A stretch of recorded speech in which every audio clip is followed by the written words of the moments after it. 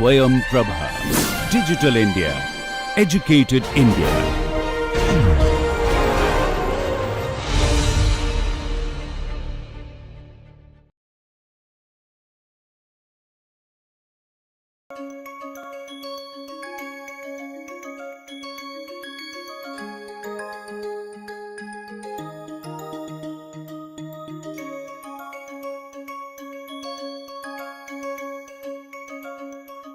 So, let me sort of recap very quickly what we have talked about in the context of CLFs, control Lyapunov function. So, we very conveniently and comfortably use the notation CLF or the terminology CLF.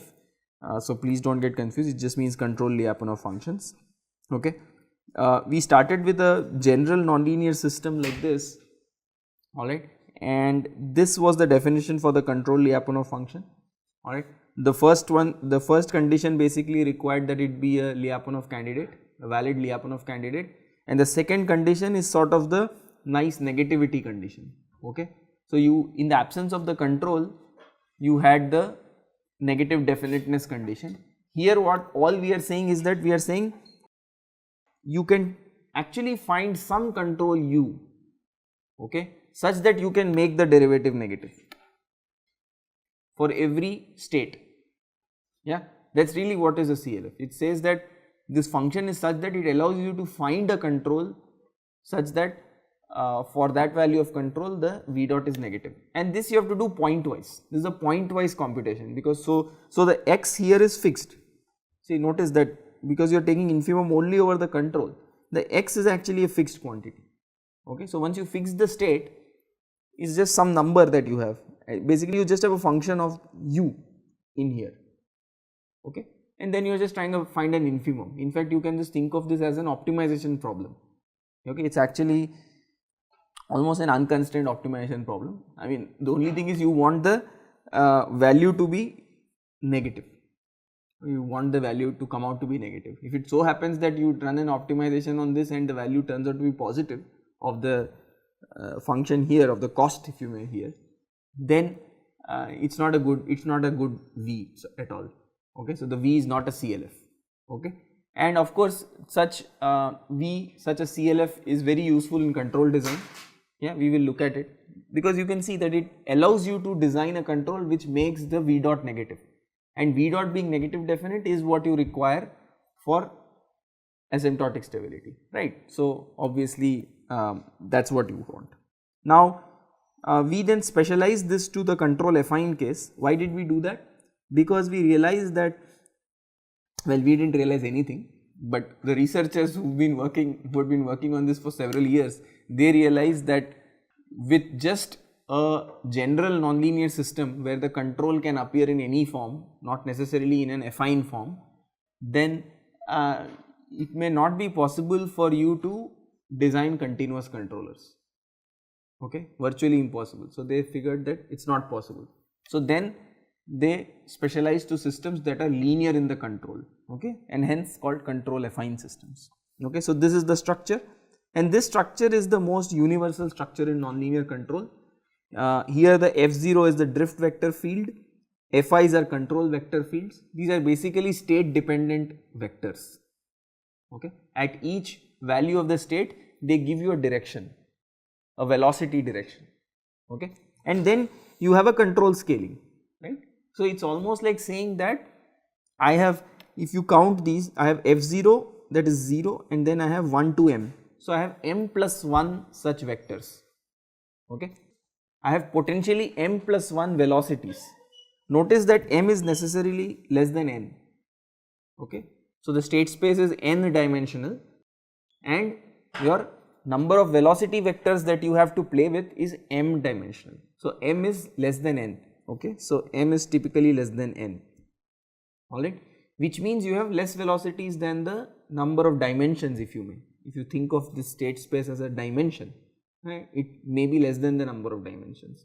So, the idea is, can I play around with these velocity vectors so I can go in the right direction? Okay.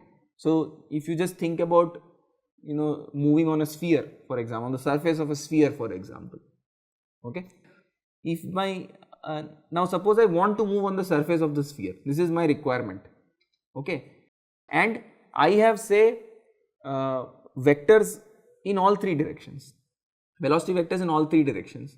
So I can potentially, if I specify this vector in a bad way, okay, I can potentially get thrown out of the sphere also, right? Instantaneously I could just be thrown out of the sphere, which is not okay with me, okay. So the idea is, can I play with these vectors? So it would be something, if I want to draw some picture like this, suppose this is the surface of the sphere, I will have a vector this way, I will have a vector this way, I may have a velocity vector this way, alright, I may have these three velocity vectors. Now as long as my actual velocity is in this plane, I am more or less okay, because this plane is the tangential plane to the circle or to the sphere. I am more or less okay, I will remain on the sphere, at least on the surface of the sphere. But if I start doing anything in this direction, I get thrown out of the sphere, okay. So what would my control try to do? My control is just a scaling, all it is doing is it is scaling each of these field, each of these vector velocity directions, right. So you are just, in fact you are doing a linear combination of these velocity directions to get the direction you want to go in, okay. So although we never design controllers in this thinking like this, honestly speaking, nobody designs controller, like, it's very difficult to do, but this is the logic by which the controllability of a system is defined, okay. If you can't reach all possible directions, then you will have some issue with the controllability, okay, that is the idea, alright.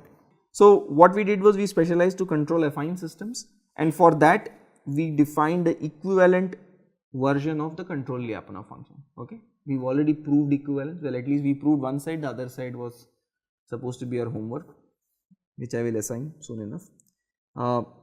So this is, what does it say? The first one is again exactly the same thing as before. The second definition changes a little bit, okay, nothing significant. It just says that if the contributions of the control vector fields are 0, then the drift vector field has to push you in the negative direction, that is, it should make v dot negative, okay. If not, then again, in a sense what we are trying to say is the system is not stabilizable at all, okay. You cannot make the system go in a good way, okay, behave well, okay. So that is the whole idea. So we proved again one side of the equivalence. Then further we talked about the small control property. This was the final sort of property that is required to design continuous control laws, okay.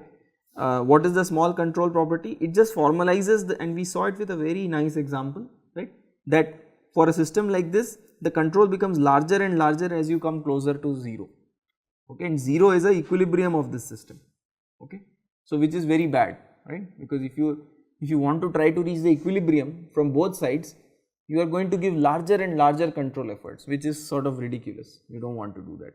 So this creates a discontinuity at the origin, and in order to prevent this, you say or you assume that the system has a small control property. And what is the small control property? It basically says that if you start with small values of the state, that is norm x is less than delta, then with small values of control, that is control is close to the equilibrium control, you can make this v dot negative,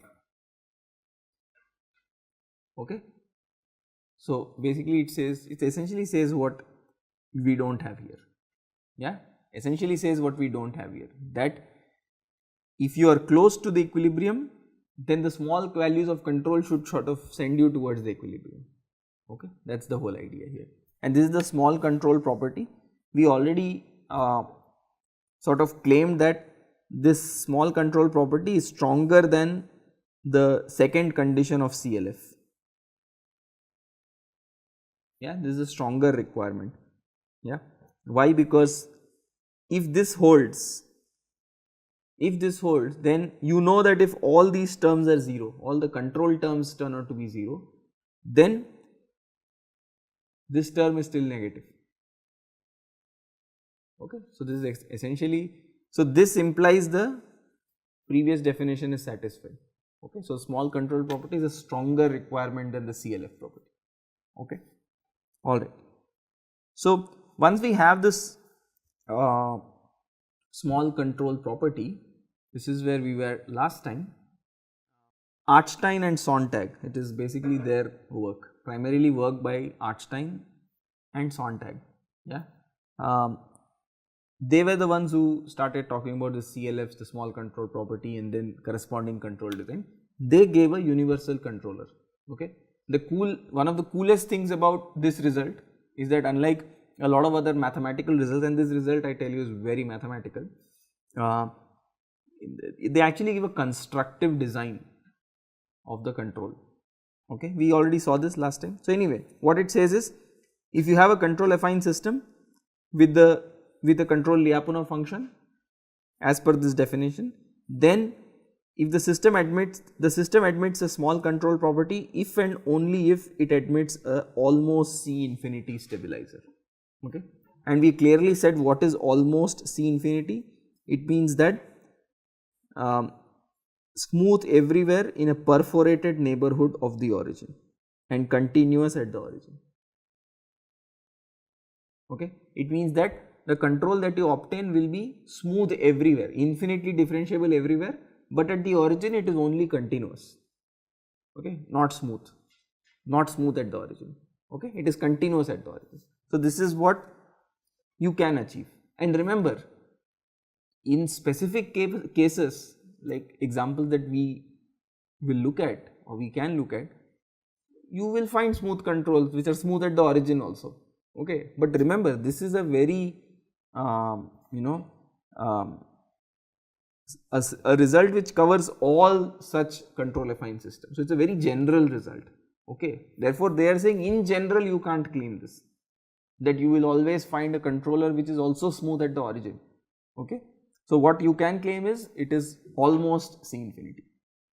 Okay, but in the examples that you will see, you might find smooth controls. Okay, using this formula itself.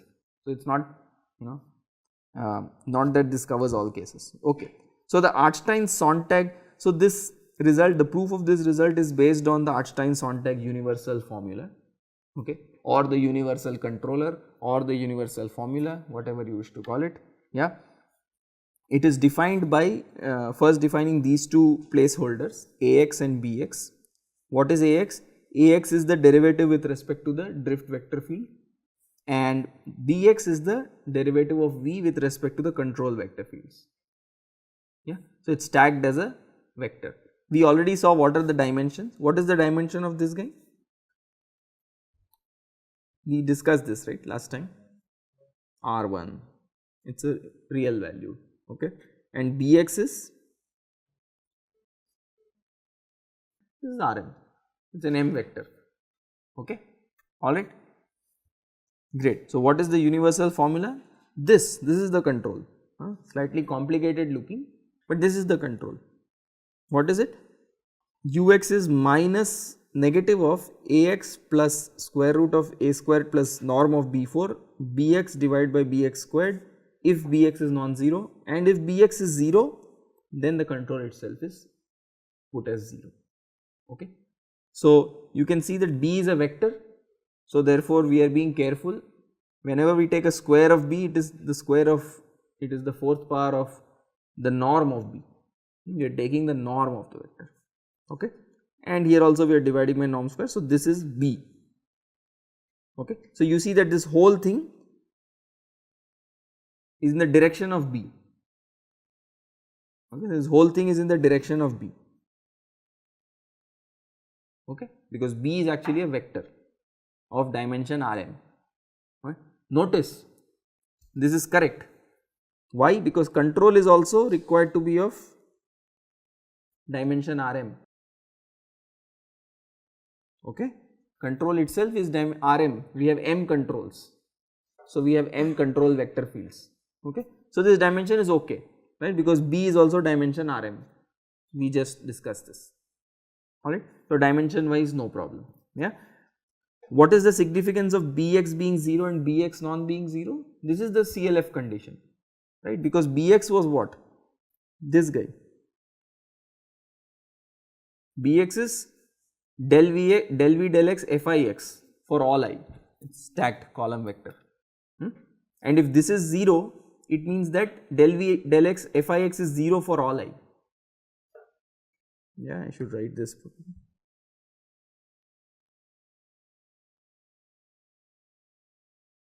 Yeah, for all I from 1 to m. Okay. So when is B 0? If del v del x fi x is 0 for all I. Okay. So this is the control Lyapunov condition. Under such circumstances, you know that the drift vector field itself will give a negative v dot. Okay. So we put no control, because anyway if the contribution of the controls is 0, because here if you put any non-zero value of control, it's useless, right, because the drift, the v dot is going to be 0 even if you put non-zero values of control, right, because you have ui fi. Okay. So it's irrelevant. So we put the control as 0 vector itself, and here we give it some particular value. Okay. In order to verify that this is in fact a stabilizing controller, because that's what we want, we can just take v as our control Lyapunov function itself and compute a v dot. Okay, so v is our candidate Lyapunov function. We already know that the control Lyapunov function is a candidate Lyapunov function. So I take that as my v for the system for doing Lyapunov analysis, right, and then I take a v dot. What is v dot? Is exactly this partial of v with respect to x and this for this control affine system, right, and then you know that this is actually ax, right, and this is actually B transpose u. Is that clear? Right, because B is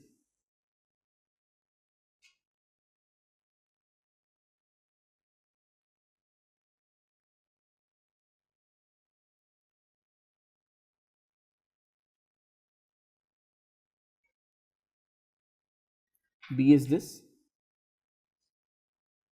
right, B is this guy. So B transpose u is exactly this multiplied by this. Yeah. Okay.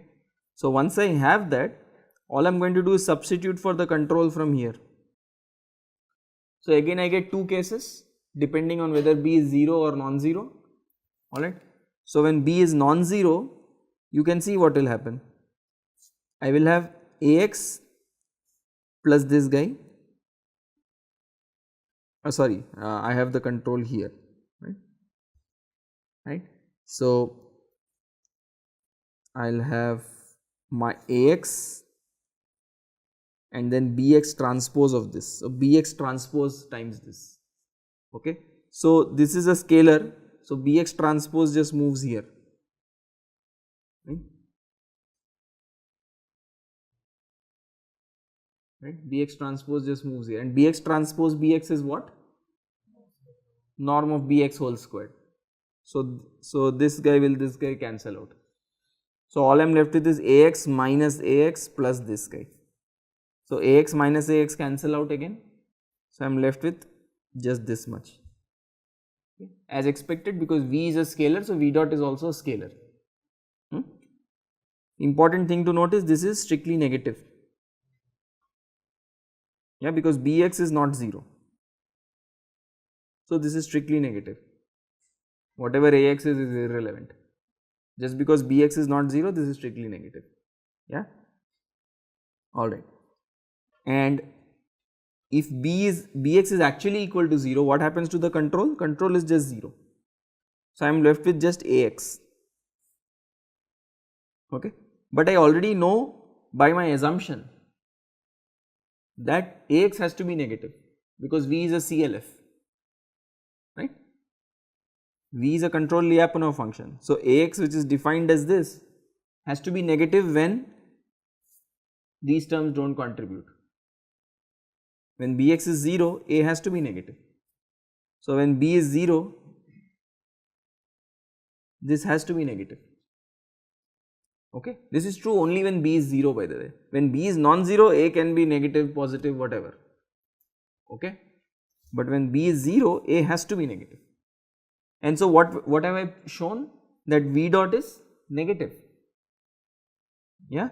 and in fact this is true for all non-zero x. Remember, in entire CLF definition, although we did not stress on it much, everywhere you see that for x not equal to 0, for x not equal to 0, okay. All these assumptions are for non-zero x, okay. So it works out nicely. So V dot comes out to be negative definite, and this means by our Lyapunov theorems what? What does it mean if V dot turns out to be negative definite? Asymptotic stability, done, okay. System is asymptotically stable, alright.